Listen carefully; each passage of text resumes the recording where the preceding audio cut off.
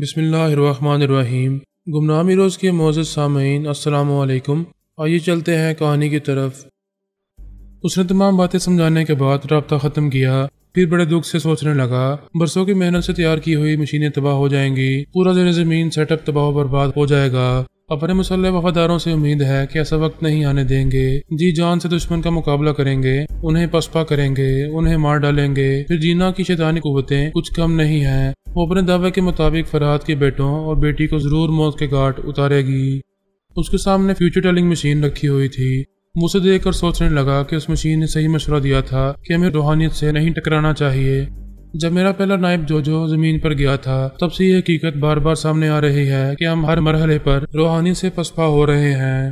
وہ اپنی جگہ سے اٹھ کر ٹہلتے ہوئے سوچنے لگا، سمجھ میں نہیں آتا کہ کیا کیا جائے۔ مسلمانوں سے دوستی نہیں ہو سکتی اور دشمنی مہنگی پڑتی ہے۔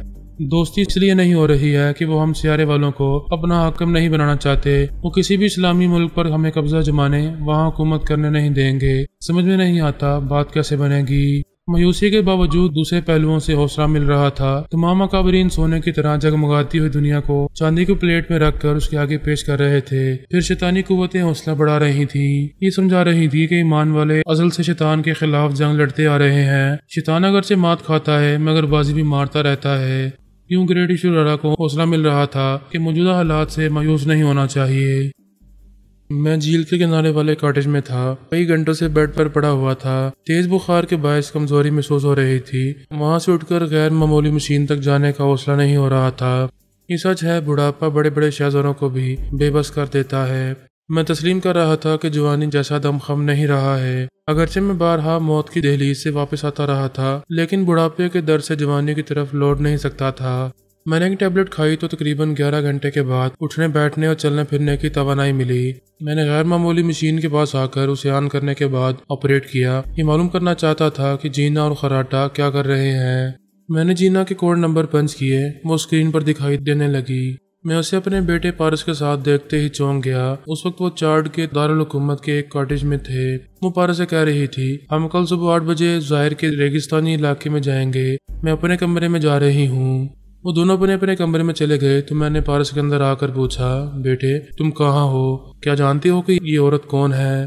اس نے کہا، میں کسی حد تک جان گیا ہوں پاپا، باقی آپ معلوم کریں، اس کے پاس جائیں۔ میں نے جینا کو دیکھا، وہ اپنے کمرے میں آ کر خراٹا کے دماغ میں پہنچ کر اس سے کہہ رہی تھی کہ وہ اپنے آقا گریٹ ایشورا سے کمیونیکیشن مشین کے ذریعے رابطہ کرے۔ جب اس نے رابطہ کیا تو جینا نے اس سے کہا، جس طرح سونیا اور فرحات کو موت کے گھاٹ اتارا گیا ہے، اسی طرح گریٹ ایشورا جلد ہی عالی کبریا پارس اور پورس کی لاشیں بھی دیکھے گا۔ اگرچہ گریٹ ایشورا کے لیے بہت بڑی خوشخبری تھی، لیکن اس کے ساتھ یہ چونکا دینے والی بری خبر بھی تھی کہ میری بیٹی اور بیٹے اس کی زیر زمین خفیہ لیبارٹری میں پہنچنے والے ہیں۔ جینا اور ایشورا کے درمیان جو گفتگو ہوئی اس سے کچھ اہم معلومات حاصل ہوئیں، لیکن مکمل معلومات کے لیے لیبارٹری کے انچارج تک پہنچنا لازمی تھا۔ میں نے پارس کے پاس آ کر کہا، مجھے اس حد تک معلوم ہوا ہے کہ تم سب اس کی خفیہ لیبارٹری میں کل کسی وقت داخل ہونے والے ہو۔ کیا اس لیبارٹری کے اندرونی حالات تمہیں معلوم ہیں؟ اس نے کہا، ہمارے سائنسدان احمد شرازی نے غیر معمولی مشین کی اسکرین پر لیبارٹری کے انچارج کو اور وہاں کے اندرونی مناظر کو دیکھا ہے۔ میں نے پورس کے پاس آ کر کہا، احمد شرازی سے کہو وہ اپنی مشین کی اسکرین پر لیبارٹری کے انچارج کو دیکھے، میں اسے اپنی مشین پر کیچ کرنا چاہتا ہوں۔ میری ہدایت کے مطابق شرازی نے اس انچارج کو اپنی مشین کے ذریعے دیکھا۔ شرازی اور پورس وغیرہ مجھے اسکرین پر نظر آ رہے تھے، پھر اس کی مشین کے ذریعے دکھائی دینے والا انچارج میری مشین پر بھی نظر آنے لگا۔ اس وقت وہ انچارج کمیونیکیشن مشین پر گریٹ ایشورا کے احکامات سن رہا تھا۔ وہ کہہ رہا تھا، ہمارے تمام مسلح ماتحتوں کی یہ کوشش ہوگی کہ دشمنوں کو لیبارٹری میں داخل نہ ہونے دیں۔ اگر وہ داخل ہو جائیں تو انہیں وہاں سے زندہ واپس نہ جانے دیا جائے۔ انچارج جواباً کہہ رہا تھا، ہم یہی کریں گے میرے آقا، انہیں یہاں سے ایک تنکا بھی نہیں لے کر جانے دیں گے۔ پورس اور احمد شرازی حیرانی سے یہ باتیں سن رہے تھے۔ انہیں یہ معلوم ہو گیا کہ ان کے وہاں پہنچنے سے پہلے ہی دشمن محتاط ہو گئے ہیں اور ان کا انتظار کر رہے ہیں۔ گریٹ ایشورا انچارج کو حکم دے رہا تھا کہ تمام چھوٹی بڑی اہم مشینوں میں خفیہ بم رکھ دیے جائیں۔ اگر وہاں آنے والوں کا پلڑا بھاری ہوا تو وہ تمام مشینوں کو زیر زمین لیبارٹری کے ساتھ بموں کے دھماکوں سے تباہ کر دیا جائے۔ اس طرح وہاں آنے والے دشمن بھی نابود ہو جائیں گے۔ جینا کو اس بات کی پرواہ نہیں تھی کہ میرے تمام بیٹے مارے جائیں گے یا سیارے والوں کی وہ زیر زمین لیبارٹری اہم مشینوں کے ساتھ تباہ ہو جائے گی۔ شیطان تو اپنی محبوبہ کے ذریعے شیطانی کھیل جاری رکھنا چاہتا ہے۔ اس کی محبوبہ دونوں طرف آگ بھڑکا رہی تھی اور اپنے کمرے میں گہری نیند سو رہی تھی۔ میں نے انہیں جینا کی حقیقت بتائی۔ وہ سب اگرچہ اس لیبارٹری تک پہنچ رہے تھے مگر شیطانی چال میں آ گئے تھے۔ میں بر وقت ان سے رابطہ نہ کرتا اور ان کی سازشوں کو نہ سمجھتا تو میرے پیارے بے خبری میں مارے جاتے۔ فارس نے پوچھا، پاپا آپ کیا چاہتے ہیں، ہمیں کیا کرنا چاہیے؟ میں نے کہا، بابا صاحب کے دائرے میں واپس چلے جاؤ، میں ان لوگوں سے نمٹ لوں گا۔ فورس نے کہا، آج تک ایسا کبھی نہیں ہوا، ہم دشمنوں کو پسپا کیے بغیر میدان سے واپس نہیں جائیں گے۔ علی نے کہا، پاپا ہمارے دلوں میں دشمنوں سے نمٹنے کی حسرت رہ جائے گی۔ میں نے کہا، دشمنوں کے خلاف جوش اور جذبہ اچھی بات ہے، لیکن جو کام گھر بیٹھے ہو سکتا ہے اسے کرنے کے لیے دشمنوں کے گھر جانا سراسر حماقت ہے۔ وہاں لیبارٹری بم دھماکوں سے تباہ ہوگی تو تم بھی اس تباہی کی زد میں آ سکتے ہو۔ خواہ مخواہ خطرہ مول لینا دانشمندی نہیں ہوتی ہے۔ کبریا نے کہا، پاپا وہاں کئی اہم غیر معمولی مشینیں ہیں کہ ہم لیبارٹری کی تباہی سے پہلے انہیں وہاں سے لا نہیں سکیں گے۔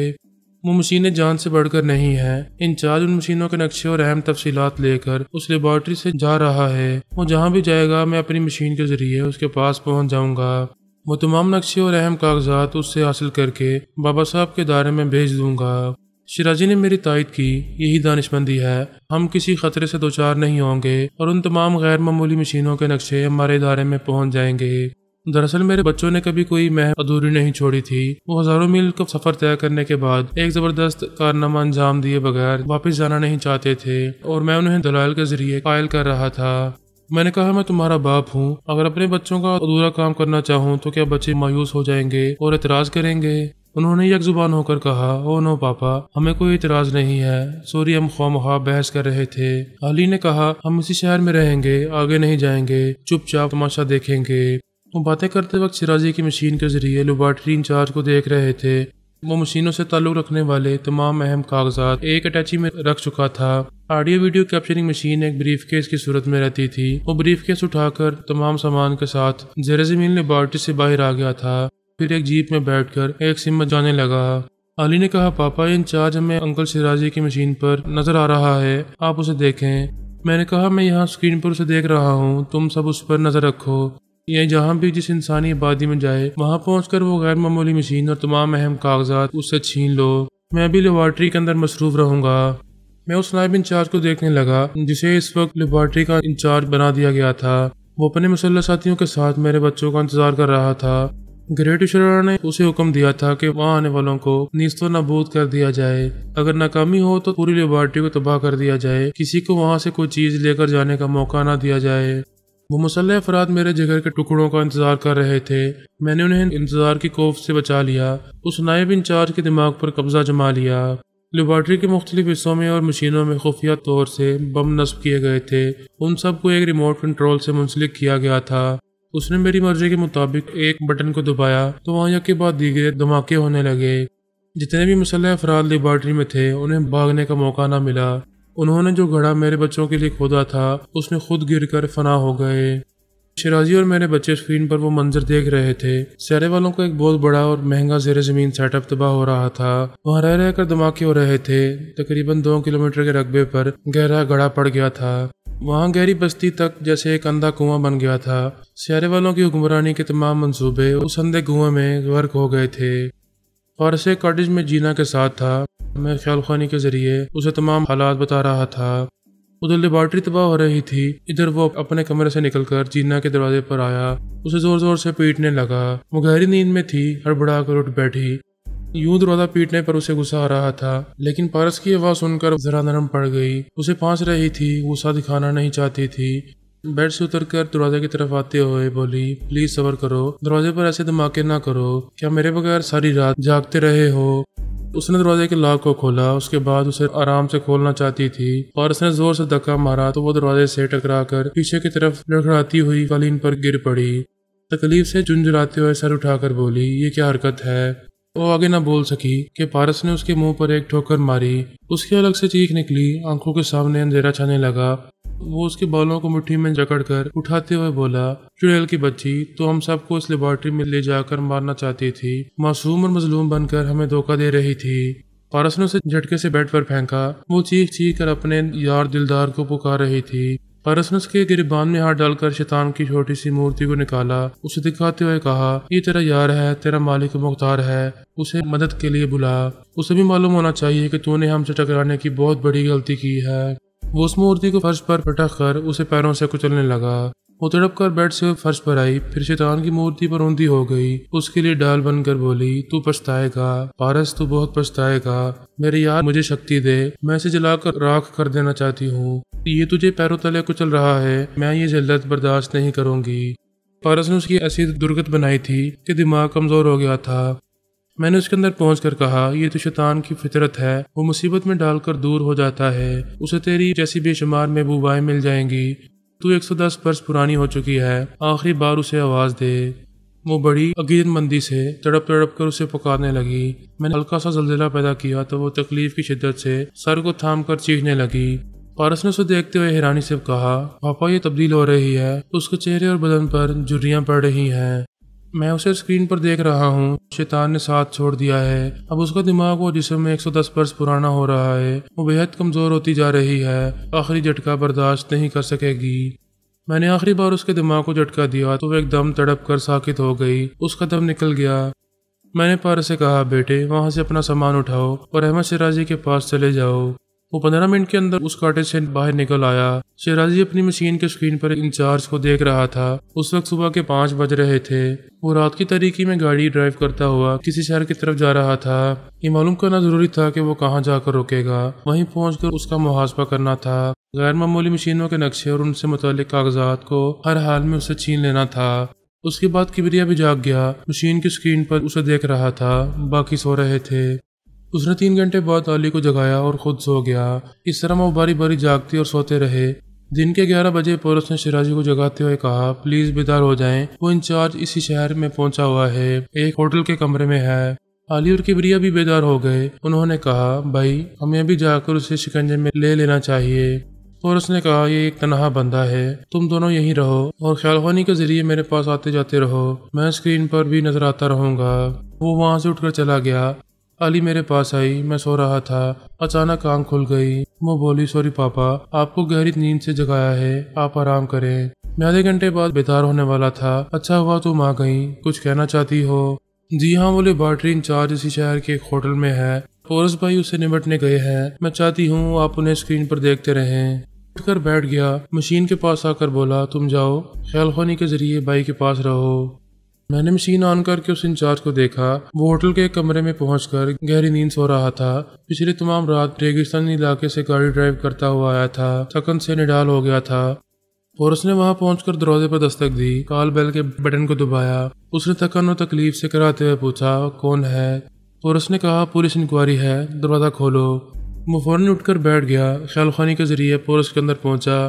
اس کی خیالات نے یہی بتایا کہ وہ ایک پولیس افسر ہے، محض رسمی طور پر انکوائری کرنے آیا ہے، کچھ رشوت ملے گی تو چپ چاپ چلا جائے گا۔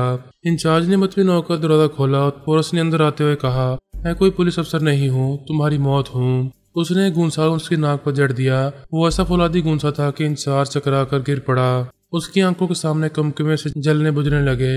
میں نے بیٹے سے کہا اس کی اٹیچی میں غیر معمولی مشینوں سے متعلق نقشے اور اہم کاغذات ہیں، انہیں اپنی تحویل میں لے لو۔ غیر معمولی مشین بریف کیس کی صورت میں رکھی ہے، یہ سب لے کر یہاں سے جاؤ۔ پھر میں نے شیرازی سے کہا آپ فوراً کسی بھی پہلی فلائٹ میں سیٹیں حاصل کر کے چلے جائیں، یہاں کسی کو نہیں رہنا چاہیے، میں دشمنوں کے ساتھ کسی اور طرح سے نمٹنے والا ہوں۔ پورس تمام اہم چیزیں لے کر چلا گیا۔ میں نے انچارج کے اندر پہنچ کر کہا فرش سے اٹھو اور آرام سے کرسی پر بیٹھ کر گریٹ ایشورا سے رابطہ کرو۔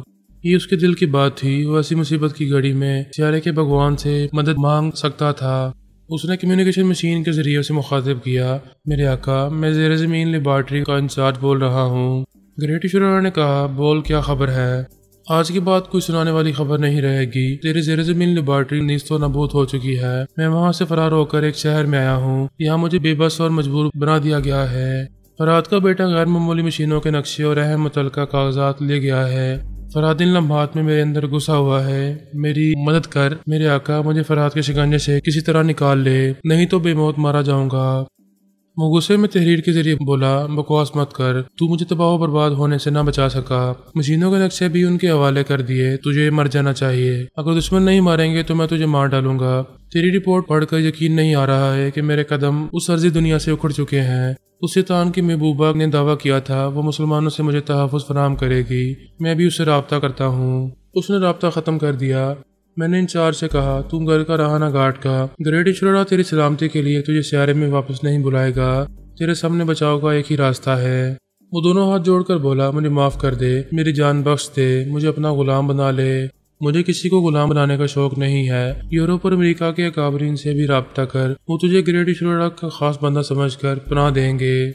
میں نے اکابرین کے 2-4 فون نمبر اسے بتا کر کہا تو ان سے باتیں کر، میں ابھی آؤں گا۔ اس کے بعد نائب ایشورا سوم خراٹا کو اسکرین پر دیکھنے لگا۔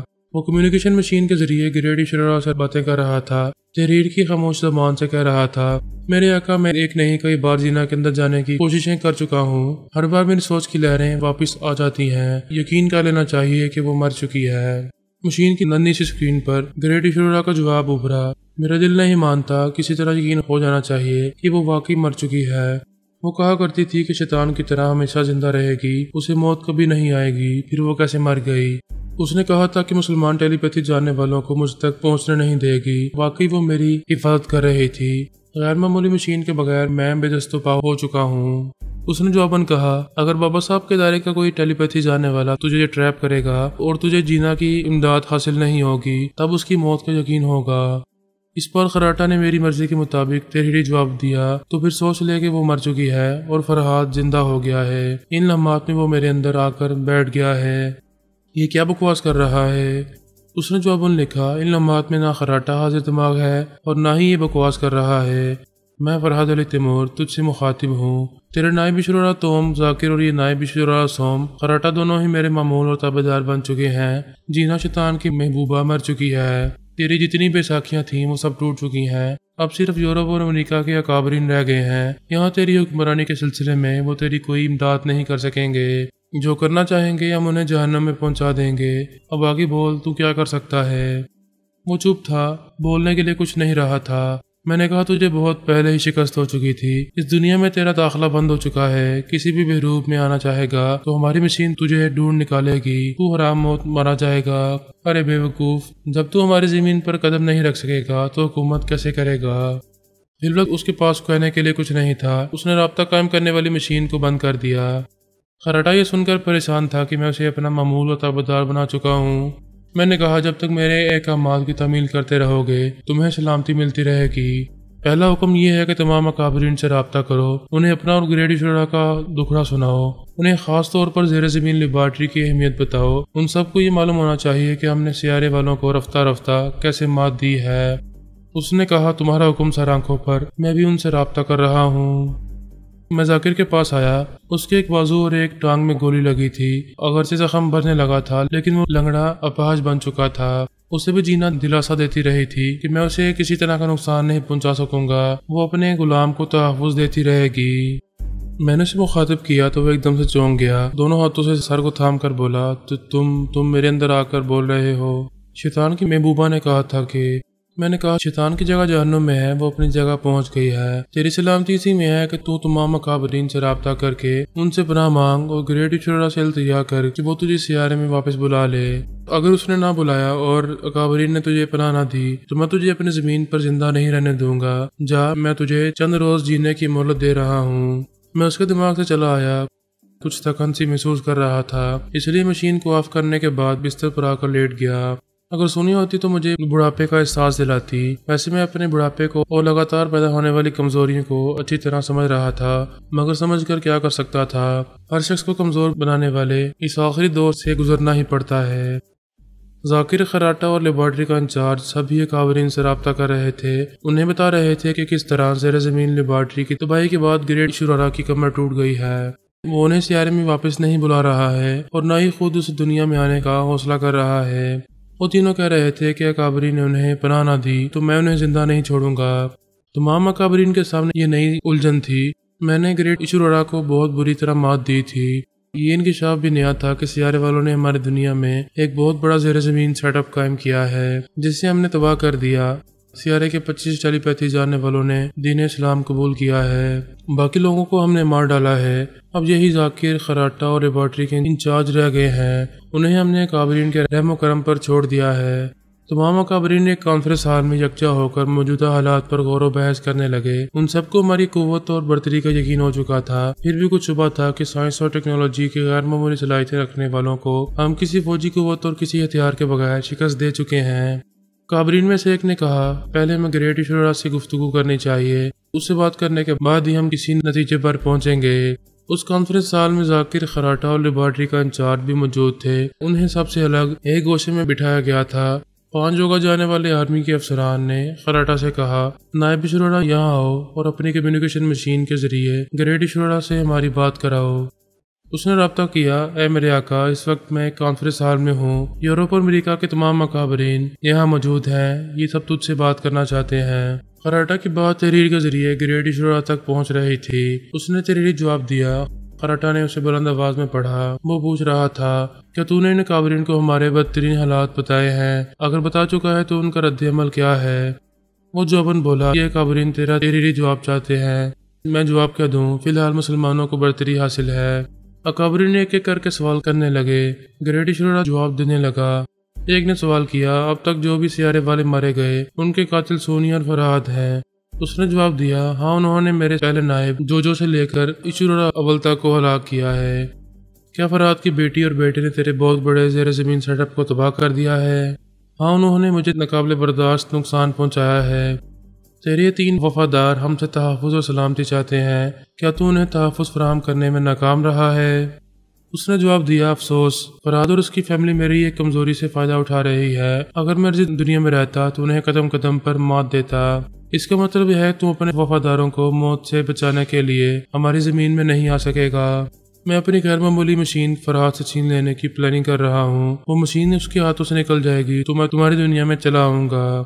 खराटा ने तमाम अकाबरीन के सामने वजाहत की, हमारे आका इस दुनिया में आकर जहाँ भी खुफिया पनाहगाह बनाएगा, फरहाद उसे मशीन के जरिए देख लेगा।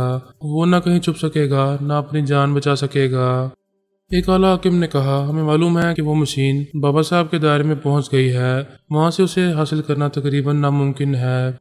लेबॉर्ट्री इंचार्ज ने कहा, उनके पास अब एक नहीं 3 ऑडियो वीडियो कैप्चरिंग मशीनें हैं। उन्होंने खराटा से छीनी है और दूसरी मुझसे ले गए हैं। ग्रेट शुरा कोई भी जादूगरी दिखाकर किसी भी बहरूप में यहाँ नहीं आ सकेगा।